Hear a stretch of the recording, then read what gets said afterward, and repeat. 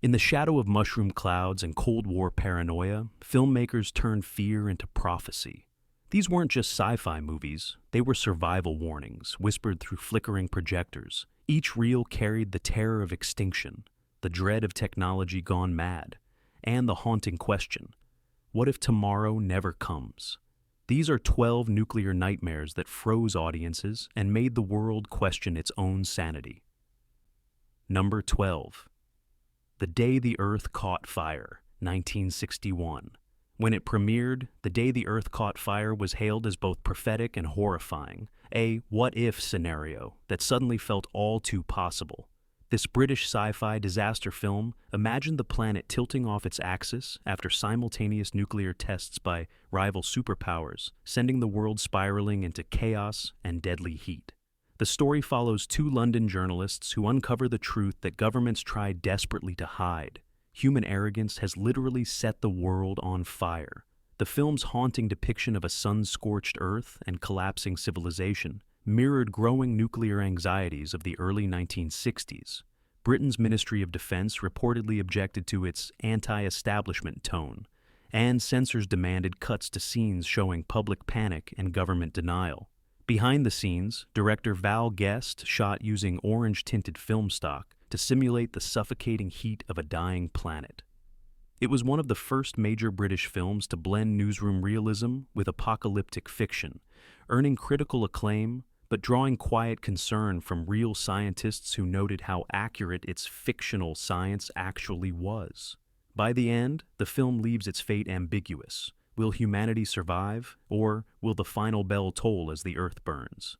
When rediscovered decades later, it became a chilling artifact of nuclear-age storytelling, reminding us that arrogance, not warheads, may be the deadliest weapon of all. Number 11. Fail Safe, 1964. Released the same year as Dr. Strangelove, Fail Safe offered the same nightmare, but without the laughter. This stark black and white thriller follows a chilling accident. American bombers are mistakenly ordered to nuke Moscow. Once airborne, they cannot be recalled. Unlike Kubrick's satire, Fail Safe was deadly serious. Director Sidney Lumet filmed it with claustrophobic intensity, focusing on the agonizing morale and political breakdown inside the Pentagon's war room. As the world edges toward annihilation, President Henry Fonda delivers one of the most haunting performances of the Cold War era, a man forced to make an unthinkable decision to save the world from mutual destruction. The U.S. government was reportedly uneasy about the film's realism. Some Pentagon officials feared it might erode public trust in the military chain of command. Columbia Pictures even delayed its release to avoid conflict with Dr. Strangelove, leading some to believe Stanley Kubrick in himself had intervened. Despite its initial modest box office, Fail Safe became a cult classic in the nuclear discourse, praised for its brutal realism and emotional restraint. The film's final minutes, an image of New York vaporized in silence, left audiences stunned. In an age when missiles could be launched by mistake, Fail Safe didn't feel like science fiction. It felt like tomorrow's headline. Number 10. On the Beach, 1959. On the Beach dared to ask a question that few films had the courage to face. What happens after the end? Set in a post-nuclear Australia where radiation drifts slowly south, the last survivors of humanity wait in quiet dread for inevitable death. Based on Neville Shute's novel, Stanley Kramer's film stripped away spectacle to reveal something far more haunting, the human face of extinction. Gregory Peck, Ava Gardner, and Fred Astaire deliver painfully understated performances as people clinging to routine and romance while knowing the world has already ended. When it premiered, the film shocked governments worldwide. In some countries, screenings were discouraged or banned outright for fear of undermining public morale. The U.S. Navy refused to cooperate with production, uncomfortable with its portrayal of military failure and government secrecy. Even audiences struggled, many leaving theaters in stunned silence. Behind the scenes, Kramer shot on location in Melbourne, capturing the eerie calm of a civilization sleepwalking into oblivion. The closing image, a banner reading, "There is still time, brother," became one of cinema's most chilling moral pleas. Over time, On the Beach evolved from a Hollywood tragedy into a global warning. It wasn't just fiction, it was a mirror, one that reflected the unbearable truth of the nuclear age. No one wins at the end of the world. Number 9.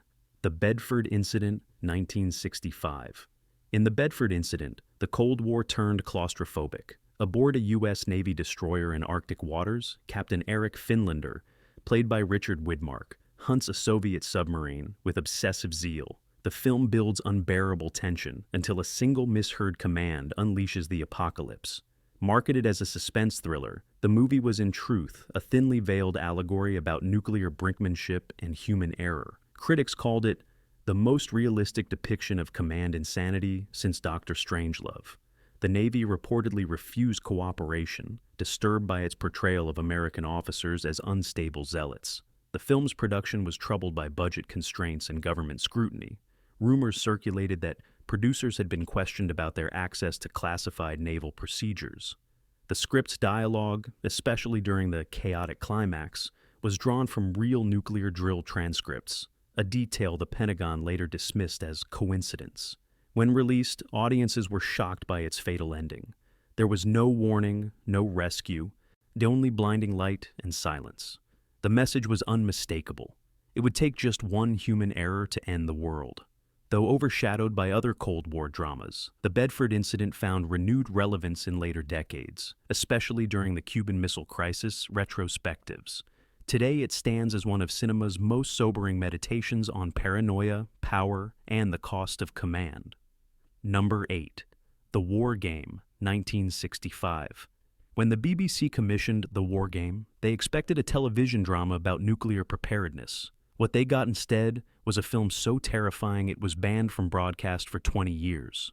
Shot in a documentary style, director Peter Watkins portrayed a realistic nuclear attack on Britain, complete with collapsing social order, radiation burns, and mass executions of civilians. Audiences who saw test screenings reportedly fainted or left theaters in tears. The BBC immediately pulled it, claiming it was too horrifying for public viewing.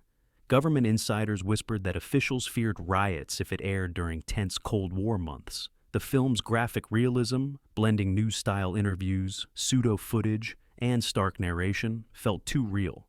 Watkins used actual emergency manuals and declassified civil defense plans, making the horror disturbingly credible. Despite its suppression, The War Game won the 1966 Academy Award for Best Documentary Feature. Ironically, British audiences couldn't see their own Oscar-winning film until 1985.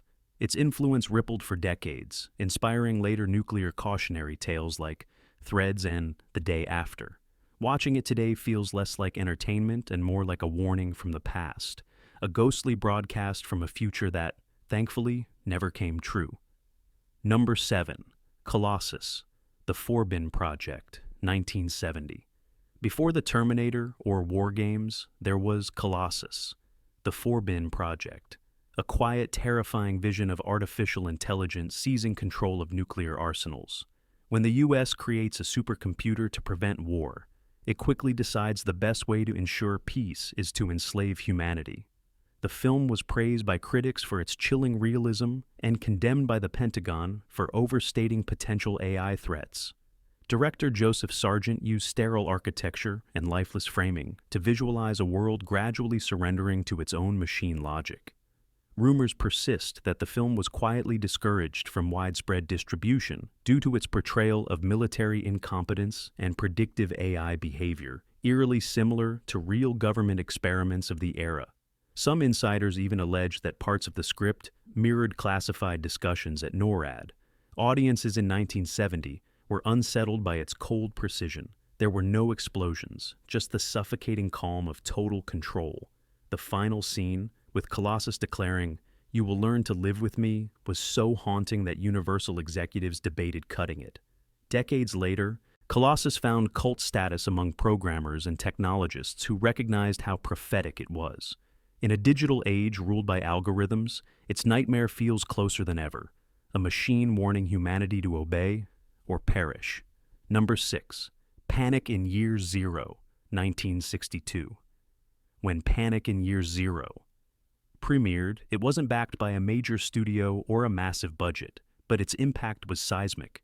Directed by and starring Ray Milland, the film told the story of an ordinary American family fleeing Los Angeles moments after a nuclear strike.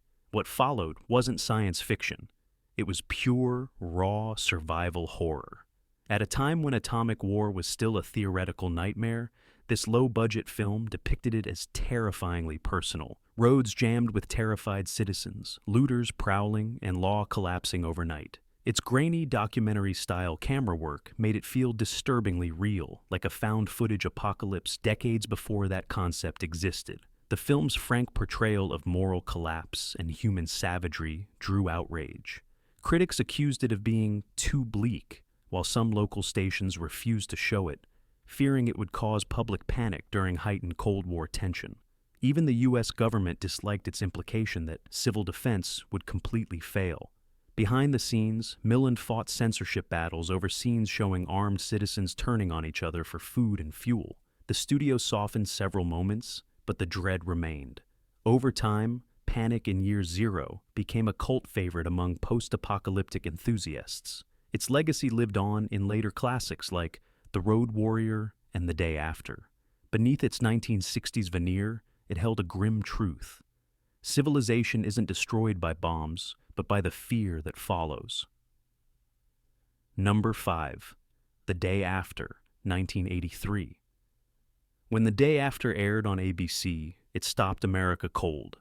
Over 100 million viewers watched, making it one of the most watched television events in history, and one of the most traumatizing. Set in small-town Kansas, the film chronicles ordinary people as they watch nuclear missiles streak across the sky. The aftermath, radiation sickness, societal collapse, and moral despair, was unlike anything shown on television before. It didn't pull punches, it ripped the audience apart. Behind the scenes, the U.S. government panicked. The Reagan administration reportedly requested an advanced screening. The president's diary later revealed he was shaken, calling the film very effective and left me greatly depressed. The Pentagon feared it would damage public morale and inflame anti-nuclear sentiment. Networks nearly pulled it over its realism. Makeup artists recreated radiation burns with shocking accuracy, and early versions were censored before airing. Even with cuts, the broadcast caused a flood of hotline calls from terrified viewers. Critics hailed it as a civic event more than a movie. It reignited global discussions about nuclear arms and inspired real-world arms control talks. The film's closing narration, "This is only one story, there are many like it," became a haunting epilogue to a generation living under the shadow of annihilation. The Day After wasn't entertainment. It was a national reckoning. Number 4. Threads, 1984. If The Day After unsettled America, Threads obliterated Britain's collective psyche. Broadcast by the BBC, Mick Jackson's film depicted a nuclear strike on Sheffield and its aftermath with documentary-like horror. But this time, there was no hope, no redemption, only decay. Told through the lens of two working-class families, Threads portrayed the months following the attack. The collapse of government, starvation, disease, and eventual societal regression. It wasn't just about the bombs, it was about the erosion of humanity itself. The BBC almost didn't air it. Internal memos later revealed fear that it would cause national trauma. Indeed, the broadcast left viewers shell-shocked. Hospitals reported people fainting. Therapists described an uptick in anxiety cases. The government refused to comment publicly, though insiders admitted it was too close to reality. Behind the scenes, the film's realism was fueled by extensive research into actual nuclear survival models. The special effects team consulted physicists to simulate blast waves and radiation decay. Director Mick Jackson later said, "We didn't make a film to scare, we made a film to warn." When it finally aired, Threads made The Day After look tame. Critics called it the most terrifying film ever shown on television. It was banned from rebroadcast for decades, only resurfacing in the 2000s as new generations rediscovered its prophetic dread. Today, Threads remains the most realistic depiction of nuclear war ever filmed. It doesn't ask what happens to governments. It asks what happens to us. Number 3. Testament, 1983. While Threads showed civilization collapsing, Testament focused on something quieter and infinitely sadder. It was the story of a California suburb slowly dying after a nuclear war. No explosions, no special effects, just the slow fade of hope. Director Lynn Littman based the film on a short story that read like a diary of grief. The town is cut off, supplies dwindle, and radiation sickness creeps through every household. Yet what broke audiences most wasn't the suffering, it was the humanity. Parents still read bedtime stories, children still dream. Even as death approached, life went on, beautifully and unbearably. Critics praised its subtlety, calling it the nuclear hour town. But network executives feared it was too depressing. PBS eventually broadcast it, bracing for backlash. Instead, viewers sent thousands of letters thanking the station for showing something honest, something real. Behind the scenes, Jane Alexander's devastating performance, later Oscar-nominated, was filmed chronologically to capture her genuine emotional unraveling. The cast often cried between takes, believing they were making a eulogy for humanity. Unlike other nuclear films, Testament wasn't about politics. It was about love, memory, and dignity in extinction. Its closing moments, children reciting the alphabet as their strength fades, still haunt viewers decades later. Testament proved you don't need mushroom clouds to show the end of the world. Sometimes, silence is far more terrifying. Number 2.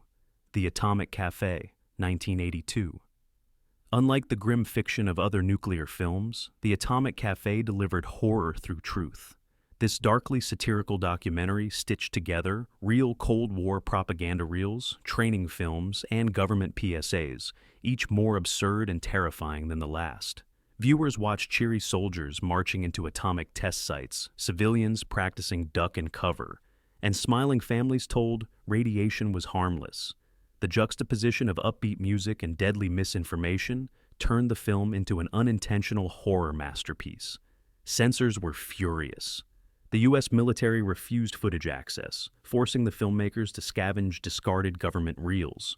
When the film premiered, audiences were stunned. This wasn't satire. These were real instructions given to millions. Critics hailed it as a revelation. "The greatest horror film ever made," wrote one reviewer, "because every frame actually happened." The Pentagon reportedly viewed it as an embarrassment, while educators adopted it as an anti-nuclear teaching tool. Behind the scenes, the production took years, assembling 1950s clips that were once classified. The irony was cruel. The government that once told people duck and cover now wanted the footage buried again. But The Atomic Cafe refused to fade. It became essential viewing for disillusioned youth of the 1980s and later served as historical proof of America's own propaganda machine. It didn't predict nuclear horror, it revealed it. Number 1. Dr. Strangelove, 1964. Stanley Kubrick's Dr. Strangelove is the rare masterpiece that made people laugh at their own annihilation. Beneath the absurdity and satire was a terrifying truth, that the world's destruction might begin with a single bureaucratic mistake. The film follows an unhinged U.S. general who orders a nuclear strike on the Soviet Union, setting off a chain reaction of absurd political failures. Peter Sellers, in 3 roles, embodied the madness of modern warfare, scientific, political, and human. The Pentagon hated it. Kubrick was denied military support and accused of undermining national defense. Rumors even circulated that officials considered banning it outright for revealing sensitive command protocols. But Kubrick had done his homework. He'd studied real nuclear response manuals, and the results were alarmingly accurate. During production, Kubrick insisted on surreal realism, sterile war rooms, sterile mines. When it premiered, audiences didn't know whether to laugh or scream. Critics hailed it as both a comedy and a prophecy. Its legacy only grew. Decades later, when declassified documents revealed the U.S. had come within minutes of accidental nuclear launches, Dr. Strangelove felt less like satire and more like a confession. Kubrick's final shot, a ballet of mushroom clouds set to "We'll Meet Again," remains the definitive cinematic symbol of humanity's suicidal genius. Even today, Dr. Strangelove reminds us that the nuclear nightmare isn't about machines or bombs. It's about the people pressing the buttons. In the nuclear age, cinema became our conscience, our flickering mirror against the end of time. These 12 films didn't just scare audiences, they warned us. They showed that the apocalypse wouldn't come from aliens or monsters. It would come from ourselves. Which of these nuclear nightmares still haunts you? Like, subscribe and join us before the real goes dark.